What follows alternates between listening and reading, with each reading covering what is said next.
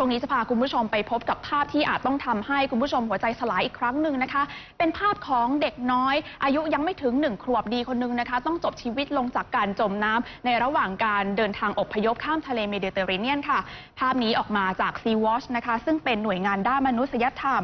บอกว่าภาพนี้เกิดขึ้นเป็นผลมาจากนโยบายต่างประเทศว่าด้วยผู้อพยพของสหภาพยุโรปค่ะ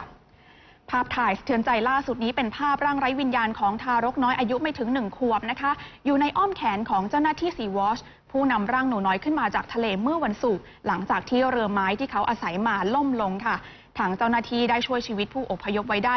135 คนนะคะแต่ก็พบศพผู้เสียชีวิตอีก45 รายซึ่งภาพนี้ก็ทำให้โลกได้หวนไปถึงภาพของเด็กชายไอลานวัย5 ขวบชาวซีเรียที่นอนไร้ลมหายใจอยู่บนชายฝั่งตุรกีเมื่อปีที่แล้วและตอกย้ำข้อเท็จจริงนะคะว่าตั้งแต่ต้นปี